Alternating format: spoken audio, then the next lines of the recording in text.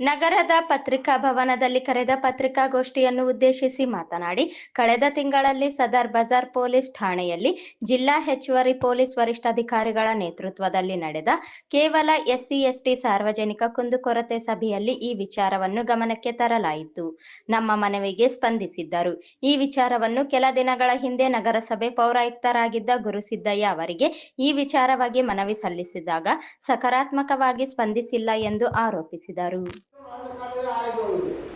ಅದು ಗದ್ವಾಲ್ ನಾಗರಾಜ್ ಅವರ ಮನೆಯ ಆವರಣದಿಂದ ಹಿಡಿದು ಮುಖ್ಯ ರಸ್ತೆಗೆ ಸೇರಿ ಅಲ್ಲಿಂದ ಶಾಂತಿಲಾಲ್ ಒಳಗಡೆಯಿಂದ ಸರತ್ ಬಜಾರ್ಗೆ ಸೇರುತ್ತದೆ.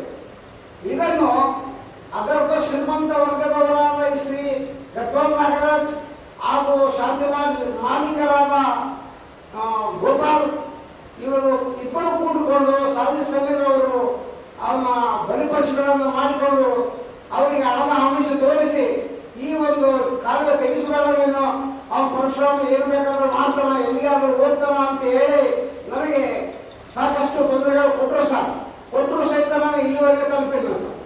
ಆದರೂ ನಿಮಗೆ ಸುದ್ದಿ ತಿಳಿಸ್ತಾ ಇದ್ದೀನಿ, ಈ ಅಧಿಕಾರಿಗಳು ಗುರುಸಿದ್ದ ಬಗ್ಗೆ ಇರುವ ಮನೆ ಪತ್ರ ನೀಡಿದ ಸಂದರ್ಭದಲ್ಲಿ ನಿಮ್ಮ ರಾಜಕಾಲುವೆ ಇದೆಯೇ ಇಲ್ಲವೋ ಅಂತ ಪರಿಶೀಲನೆ ಮಾಡಲಿಕ್ಕೆ 2 ತಿಂಗಳ ಕಾಲಾವಕಾಶ ಬೇಕಾಗ್ತದೆ ಅಂತ ಹೇಳಿದ್ರು ಸರ್. 2 ತಿಂಗಳ ಕಾಲಾವಕಾಶ ಬೇಕಾಗ್ತದೆ ಅಂದ್ರೆ ನಾವು ಕೊಟ್ಟಿದ್ದು ಯಾವ ದಿನಾಂಕ ಏನ್ ಕತೆ ಇದುವರೆಗೆ ಆಯ್ತು ಬಂದಿಲ್ಲ. ಅವರು ಒಬ್ಬರು ಜೈಲು ಬಂದಿಲ್ಲ ಒಳಗಡೆಗೆ. ಇತ್ತೀಚೆಗೆ ಈ ಒಂದು ನಮ್ಮ ರಾಯಚೂರು ನಗರಸಭೆಯಲ್ಲಿ ಅಂದ್ರೆ ಮಹಾನಗರ ಪಾಲಿಕೆಯಲ್ಲಿ ಈ ನಮ್ಮ ನೇತಾಜಿ ನಗರ ಬಡಾವಣೆಯ ಹೆಸರು ಗೆಜೆಟ್ ನೋಟಿಫಿಕೇಶನ್ ನಲ್ಲಿ ಇದೆಯೋ ಇಲ್ಲವೋ, ಇದು ನನ್ನ ಕ್ವಶನ್. ಯಾರಿಗೆ? ನಮ್ಮ ಇವರು ಗುರುಸಿದ್ದೇವೆ ಪ್ರಸಾದ. ದಯಮಾಡಿ ಈ ವಿಷಯ ಮಾನ್ಯ ಜಿಲ್ಲಾಧಿಕಾರಿಗಳ ಹತ್ರ ಹೋಗಿದ್ದೆ, ಅವ್ರಿಗೂ ಪತ್ರ ಕೊಟ್ಟಿದ್ದೀನಿ.